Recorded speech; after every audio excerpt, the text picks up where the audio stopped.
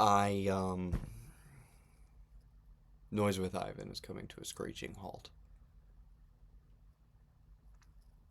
If you've ever seen the episode of Seinfeld where Jerry's car gets stolen and Kramer is chasing him in the mail truck and he's throwing golf clubs out of the car, John F. Kennedy's golf clubs, and they keep hitting the mail truck, and then the mail truck is like falling apart and comes to a screeching halt. That's what is happening to Noise with Ivan. It might not last that much longer, but it might prevail.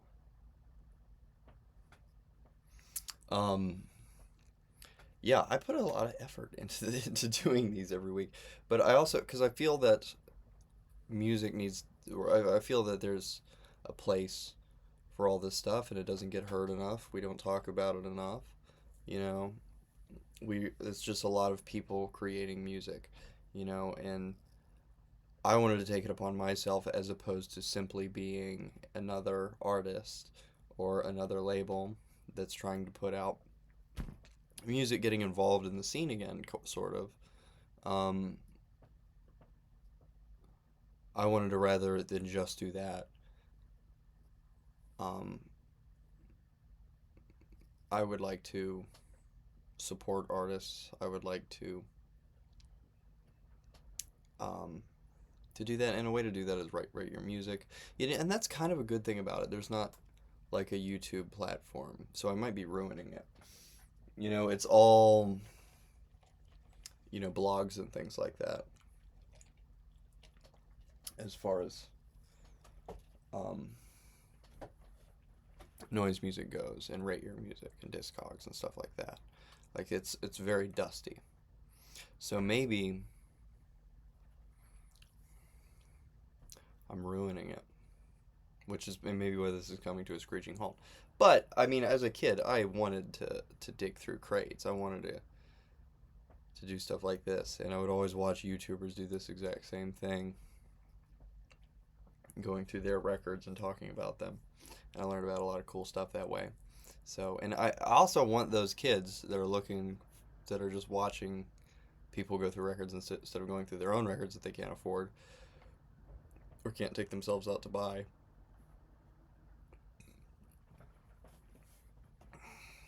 to be introduced to the things that might be hidden, might be a little harder to find. And I'm not saying that all of this necessarily is. When I buy things on Bandcamp, I try to buy things that have only been bought by less than 5 people, supported by, usually it's just me and one other person. Um, my sister put this together for me. This is I just handed her, when I printed off the covers for the tapes, I got a bunch. I accidentally did it the wrong size a few different times. And so I gave them to her. I said, if you can find something to do with these, do it. And then she chopped them all up and put them all together. And I was like, this is kind of the look that I would have wanted. So to use this for a CD cover, and then just to do something on the other side as well. And then we could do those um, Blu-ray size sleeves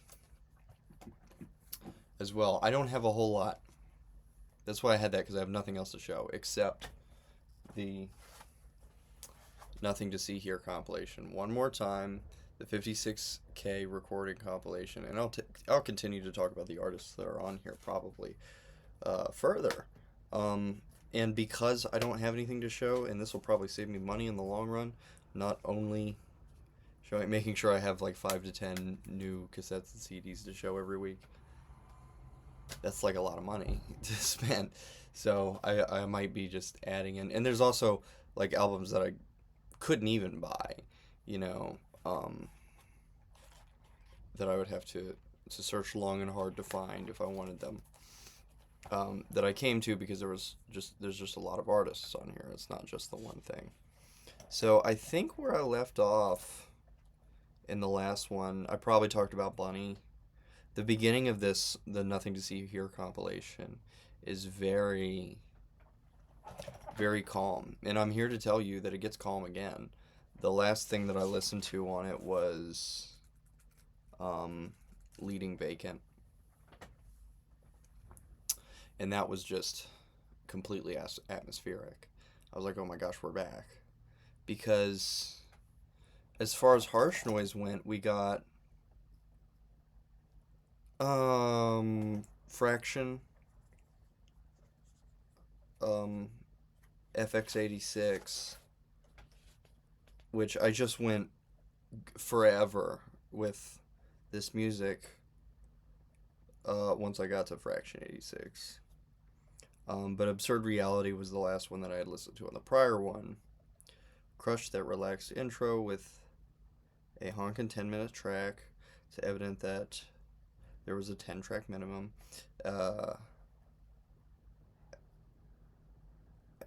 Absolutely.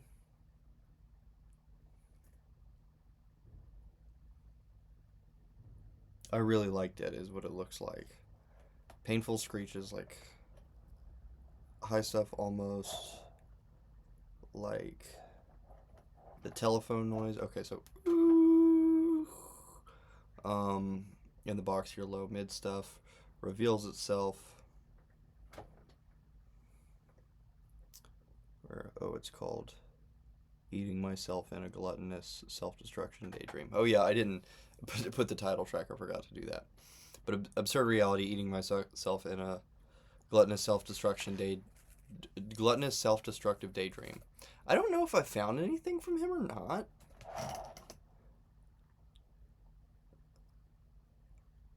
I didn't look, but that would have been really, really awesome. James Moody and his Swedish Crowns. I remember I liked that track, so I want to search it up. But yeah, Fraction.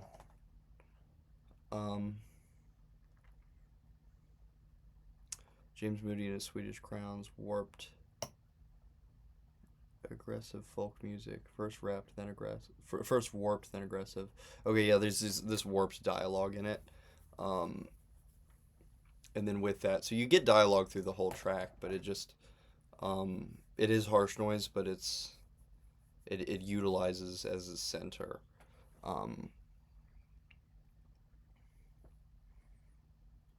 Yeah, there was a cassette in a large case with I Discern.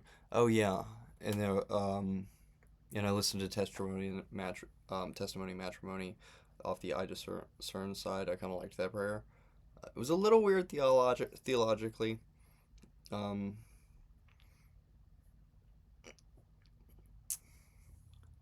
But it's nice when you listen to a bunch of noise to focus on God. That may have not have been I Discern's attention. But yeah, and then Fraction FX86 was on Mirma Cass, which is a anti-music cassette label. I remember the title on it, and he had done I think his first split was, yeah, it was in 22 from with Pretty Pink Noise Machine. And Fraction FX86 and Pretty Pink Noise Machine were both on Mima Cass, and they had some good stuff on there. I really liked they both had separate things on that label. I should say the collaboration between them, I could not find a physical copy.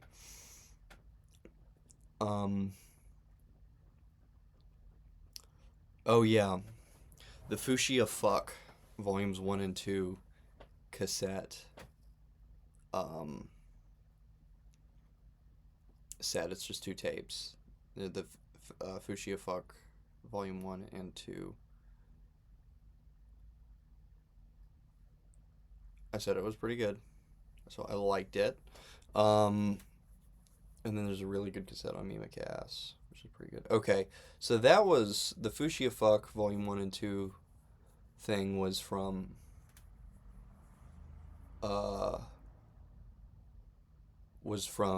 Pretty Pink Noise Machine's Bandcamp, but the Mima Cass stuff had, again, the Fraction FX86 and something by Pretty Pink Noise Machine that was really good.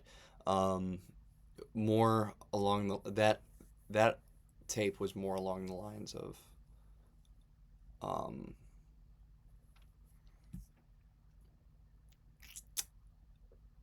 like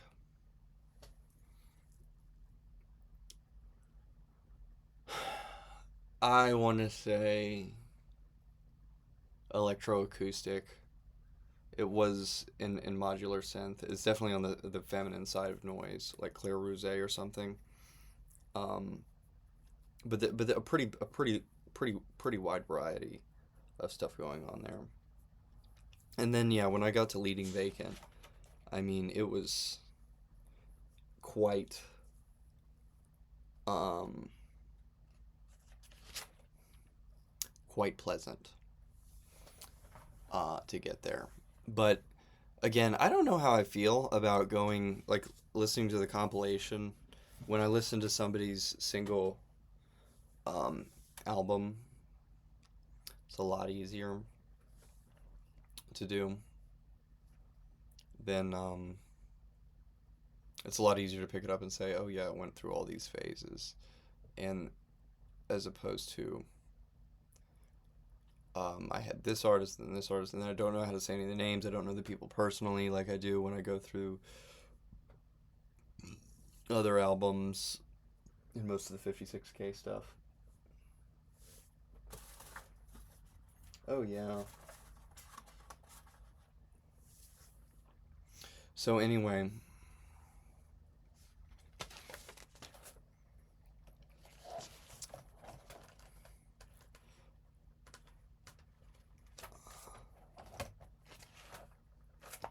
let's have to take a hiatus.